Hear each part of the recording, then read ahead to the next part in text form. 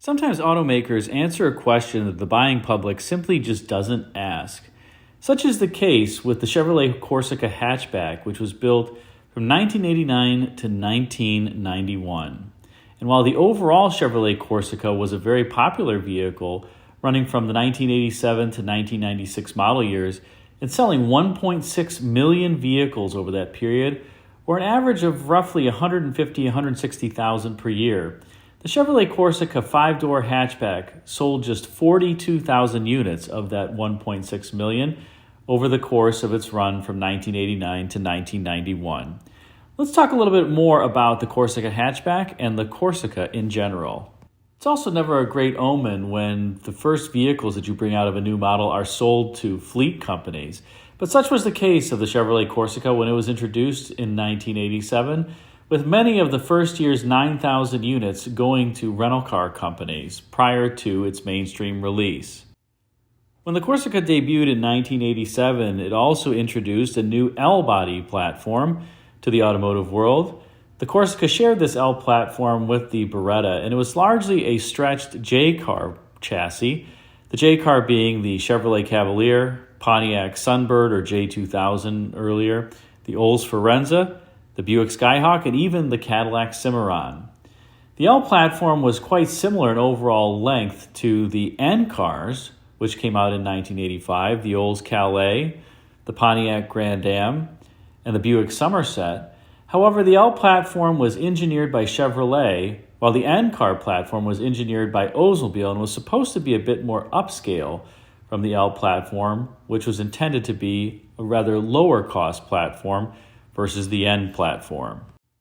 If it sounds confusing, it's because it admittedly is, with the first N-body platform cars that ran from 1985 to 1991 employing the same 103.4-inch wheelbase as the L-body Corsica and Beretta.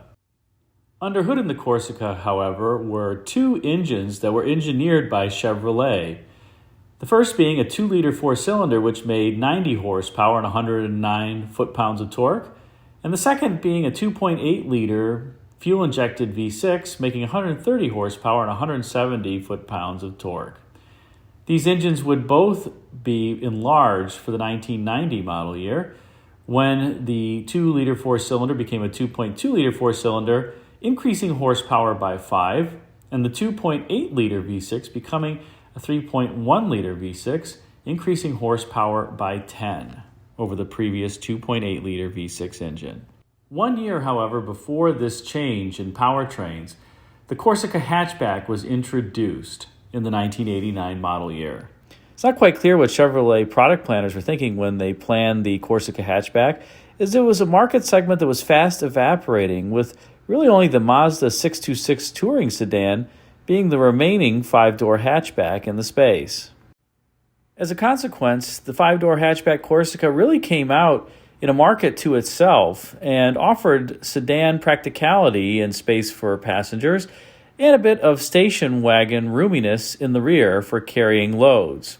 Interestingly, the rear seat only folded forward in one piece on the 5-door hatchback, whereas on the Corsica sedan, it was split folding by the time the hatchback was introduced. It would have been far greater and provided more practicality on the hatchback, enabling customers to divide the seat for passenger roominess that was needed in the rear at the same time that they could carry some, let's call it, extra long cargo. And speaking of the interior, the Corsica had a pretty radical interior theme that contrasted with its pretty standard exterior. One of the most prominent features on the interior theme were door-to-door air vents that were adjustable with little levers underneath the air vents themselves, and a pull-out drawer-style large glove box under the air vents on the passenger side compartment. Seats were also quite interesting and a bit non-standard for General Motors during this era, with hard plastic backs, and the Corsica even sported unique door handles for the car that weren't used in other GM vehicles. The driver sat behind an interestingly styled steering wheel in front of gauges that had the late 80s, early 90s popular theme of blue and orange lettering. By the time the Corsica hatchback was introduced in 1989, there was one minor interior change, and that was that the flimsy rotary wiper control that was on the driver's right-hand side was replaced with a slider button from the Beretta. The car would later receive an extensively updated interior for the 1991 model year that was much more conventional than the interior used in the 1987 to 1990 cars. It also had a standard driver's side airbag and consequently puffy driver's side steering wheel.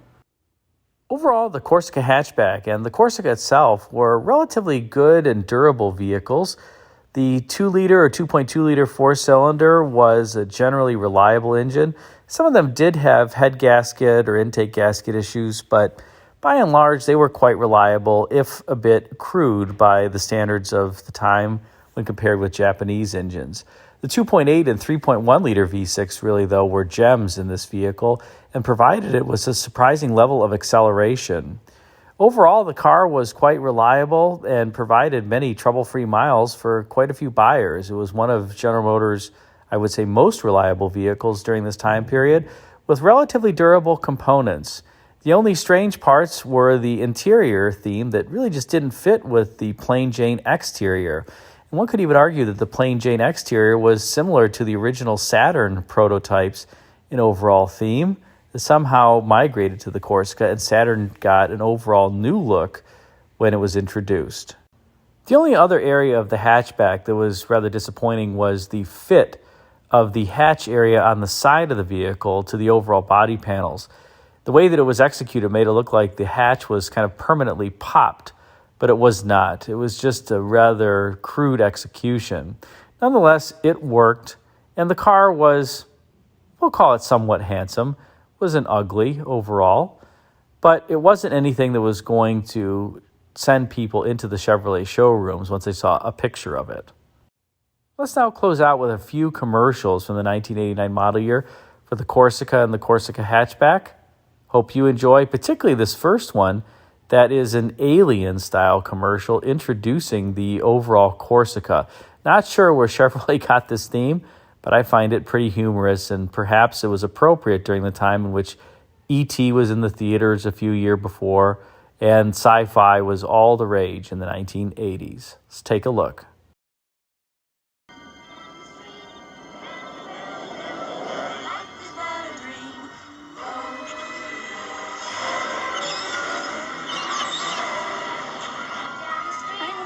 I don't know.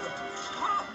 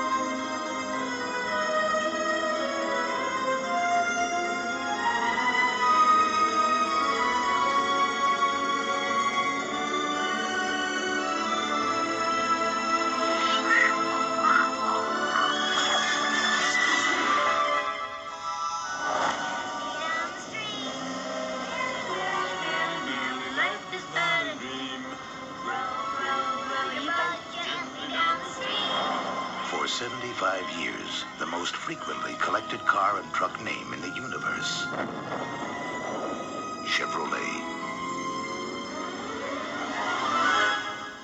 We invite invite you to see the new Chevy Corsica, coming this spring.